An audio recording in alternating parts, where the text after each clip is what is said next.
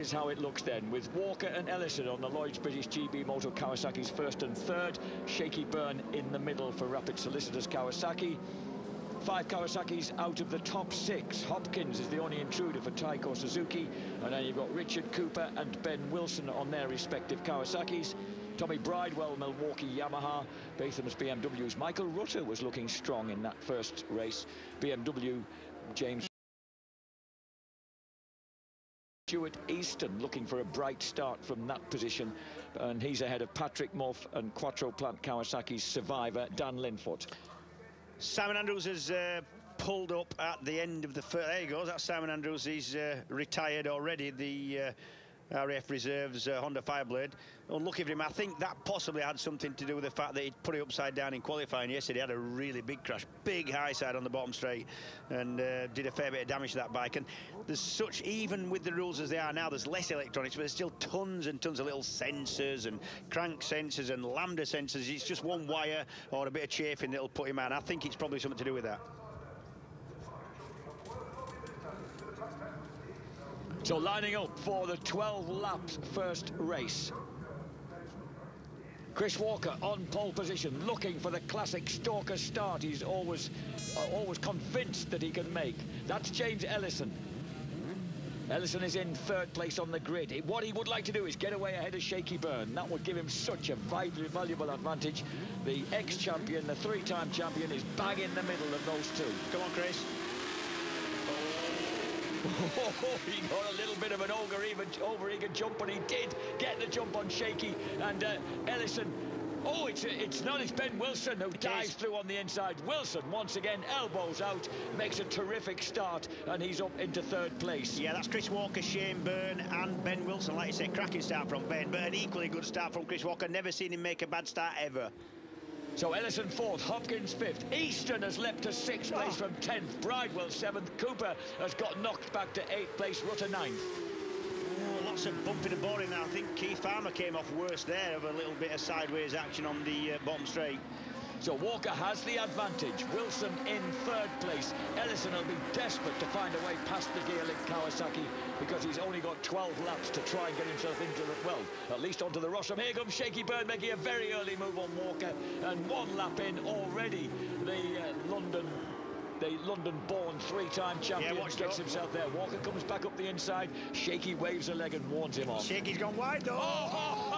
Take that. Yes, Christopher, very nice. Walker then back to the front. Walker trying to give him a tattoo there.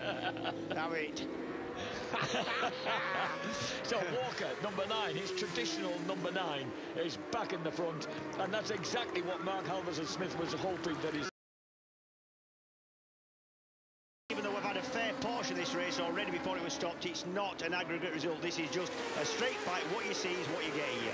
Look how they took him right underneath the line of cement dust there. A stalker determinedly swoops across the front of the Rapid Solicitors Kawasaki down Paddock Hill Bend. And that, ladies and gentlemen, is steep. It's completely blind. It's like dropping off the end of a cliff. Fastest lap, 46.4, Chris Walker. Yep. Ellison now in third. Wilson back to 4th. We're on the third lap of 12, the Lloyd's British GB Motors Kawasaki, the Rapid Solicitors Kawasaki. And in third place now, Ellison has bumped his way through and is trying to close the gap on the 2 leaders as we approach already almost quarter distance. Yeah, coming around clearways once again. Dead impressed with how equally matched these bikes are. Rules as they are in BSB, that should be the case, but it certainly is. And once again, Shaky gets terrific drive, and this time Chris has no answer. Shaky had got the drive coming out of the Clark curve, and that gave him the advantage along the Brabham Straight. Ellison quick as 46.043. Shaky went in really quick to do his again there. That almost again allowed Walker up the inside of him. Wilson is 4th, fending off John Hopkins and that white Suzuki behind him. You can see Cooper running 6th, Easton 7th. Like I said when we saw him in the garage, I had a feeling about Ellison. I just think Ellison's got a fair bit of confidence going with him now after that first run. Checking out who's... Oh, the Ducati's moved up as well. Jakob Smerts up into 8th place. We'd expect to see Jakob Smerts there. Unlucky, he was the one who didn't benefit from that wet qualify. Oh, Stalker's gone really wide. His teammate just took a look then and thought, oh, I might be able to just sneak through. Yeah, I think. And now he's within catching distance of Walker. Yeah, and Chris needs to sort of settle down. He doesn't need to think that Shaky Byrne's getting away and he needs to push on. I think Chris has got the pace for a Rostamine anyway. Well, he's certainly got the space behind him. Look at that. Yeah. There's a gap back to Ben Wilson and John Hopkins. These three have pretty much made that break as we're already on the 5th lap of the 12-lap shortened race. Remember, this was scheduled originally for 30 laps, so this really is a sprint. I think that Chris Walker there will be much more likely to get stuck in and about his teammate than he would Shane Byrne, you know. Yes. Oh, Chris had a big, kind of light front-end wobble at that point as he came out of the Clark curve. Yeah, the only thing you got to watch there is if sometimes you get that going on, it pushes the flex in the front end, pushes the pads back in the calipers, and that means you get to the next corner, no brakes. So you've always got to put pressure back in the system before you get to the next corner. Ben Wilson, he's good. Looking pretty comfortable. He's holding on to that 4th place. Hopkins, Richard Cooper still having a lively ride in 6th. Easton not able to get to grips with him in 7th. Bridewell 8th, Smertz 9th. Westmoreland rounds out the top 10 ahead of Rutter and Muff again running together. You wouldn't have Ben Wilson been in front of John Hopkins, would you? For 3rd? No. You just wouldn't. Paul, sorry. There's the Millsport to Panigale right on the back wheel as they cross the line of Tommy Bridewell, the two red machines together. Yeah, the rules have changed slightly in BSB just to allow that Panigale Ducati that little bit more sort of competitiveness, shall we say. They allow different pistons now, which means the valves can be timed differently, more aggressively. That should give it a little bit more power and mid-range. We've lost Barry Burrell, he's retired to the pits. We lost Andrews, of course, before the race had even started. Chianari, incidentally, hasn't been able to improve on 19th place. He's behind Harry Hartley, the youngest lad in the race, the 17-year-old from Burnley. Yeah, unusual that. I mean, that was a really scary first start for Chianari because he stalled it, but he looked to me like he had the pace to run top 5 or 6. Chris Walker now has settled down. He's listened to you, James, and he's looking as if he's setting the same pace as Ellison and able to just, well, sit there ahead of him, really. Yep, he's actually setting about the same pace as the leader Byrne, but there is that sort of, about half-second gap, just over, maybe. Well, Ellison set a lap of 46.063, but he's not able to match that now. He's running at 46.5. Hopkins in 5th, Cooper, Easton, Tommy Bridewell still fending off Jakob Smertz, James Westmoreland in 10th, and then they're fighting the other point scorers, Rutter, Linfoot, Moff, Jessup and Josh Waters. Yeah, already with 3/4 of the way through this race. So on to the 9th lap of 12. Look at this gang. You can see that you can see that 9th place Smertz is quite frustratingly close to 4th place Wilson. There's an awful gaggle of them there, well, fighting over these places, but no one really able to make a move yet. With 3.5 laps left, it's time for a lunge, Jakob. It is. And I've got a feeling, like, it looks to me as if Easton, he's not quite the lunging type, but he's been very close to Cooper for a couple of laps, not able to get past him. So the two, there they are, the two boyish-looking 30-year-olds are locked together on their two Kawasaki's. Yep, that's...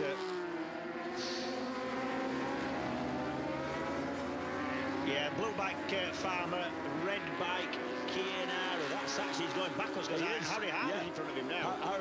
I think Harry Hartley's moved past him on the Halsall Racing Kawasaki. Definitely. So something not quite right for Keo at the moment. I would agree.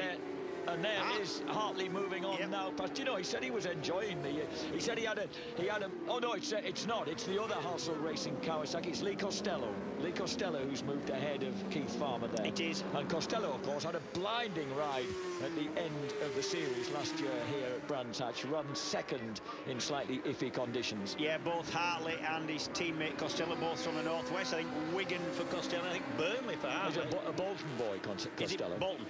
And just got 17, actually. Look at that. How loose does Shaky Byrne look? He's thoroughly enjoying himself. An assault. He's got 11 and 2 laps left in which to do something about Chris Walker. Yeah, he has. I like James Ellison, but I don't want him to pass Chris Walker. I've been building up for that for some laps. You're the man who's accused me of bias in the past. What's all this about? Oh, mate, I'm as biased as they come, I am. Shaky Byrne leads the way. There is Chris Walker, who makes the men both fore and after him seem like relative children. Chris Walker's just one of these lads that's quick on anything. Motocross bike, quick. Trials bike, not so quick, but very good. He just has that feel, that kind of eye to hand, and he's just good on bikes. Finished top 10, of course, in the Western Beach race about 2 or 3 years ago. Always enjoys being on two wheels, whatever, or wherever he is. He's on to the final lap. The fastest lap classification, of course, will set up the race two. Ellison has been quickest. Byrne, Walker, they change around on the front row of the grid. Easton, Bridewell and Jakob Smerts. Even though Smerts has not, Bridewell's got past Richard Cooper into 7th, but Jakob Smerts hasn't managed to. As we watch the battle for second place go on, it's going to be victory, first time out, and 5 podium points, of course, for the race winner, Shaky Byrne, making the perfect start in his attempt to reclaim the British title and go for a record-breaking 4th crown. He crosses the line for Rapid Solicitors Kawasaki, and right behind him, Walker. The 2 Lloyd's British GB Moto boys cross the line, and Ben Wilson holds on to a proper tank slapper, crossing the line in a brilliant 4th place for Gearlink Kawasaki. 5th place, John Hopkins, Taiko Suzuki. 6th, Stuart Easton grabbed Tommy Bridewell by the scruff of the neck in the run-up to the line and snatched 6th place. 8th for Richard Cooper, just by about 600ths of a second from Jakob Smerts. James Westmoreland in 10th. Linfoot, Rutter, Jessup, Muff and Waters, the point scorers. Kianari recovered to 16th. But for Shane Byrne, all that matters to him is that he won that. For these two guys, Chris Walker gets his 49th podium, and it is, of course, something like the 52nd race win in British Superbikes for the race winner, Shaky Byrne. In fact, it is indeed 52 race wins and 67 podiums for number 67, Shaky Byrne.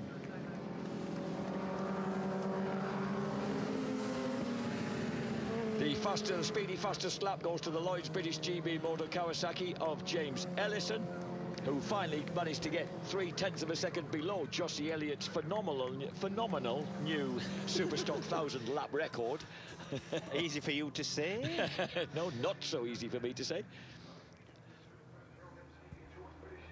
So the result of the first frantic contest in the MC British Superbike Championship of 2014. Shaky Byrne, Rapid Solicitors Kawasaki.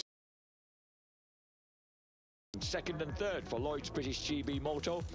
Ben Wilson 4th in the Kawasaki 1-2-3-4 for Gearlink Kawasaki. John Hopkins, Taiko Suzuki 5th. Stuart Easton is 6th. Tommy Bridewell's Milwaukee Yamaha 7th, ahead of Richard Cooper on the Anvil Higher Tag Kawasaki. Jakob Smerts, Millsport Ducati, the Irish-based squad with the Czech rider. James Westmoreland, build-based BMW, is 10th. 11th for his pal Dan Linfoot, Quattro Plant Kawasaki, ahead of Michael Rutter, Batham's BMW. Martin Jessup, good ride for part-time Jessupi on the ridersmotorcycles.com BMW, ahead of Patrick Muff and Josh Waters, with Kianari, Costello, Harry Hartley, Keith Farmer and the former Australian Supersport champion Mitchell Carr rounding out the top 20. So after that breathless 12-lap charge, Shaky Byrne has 25 points. Chris Walker has 20, James Ellison 16, Ben Wilson 13, 11, and then 1 point drops for Stuart Easton in 6th place, 7th Tommy Bridewell, 8th Richard Cooper, 9th Jakob Smerts and 10th, 6 points for James Westmoreland. 5 points for Dan Linfoot, 4 for Michael Rutter, 3 for Martin Jessup, 2 for Patrick Muff, and 1 for Taiko Suzuki's Josh Waters.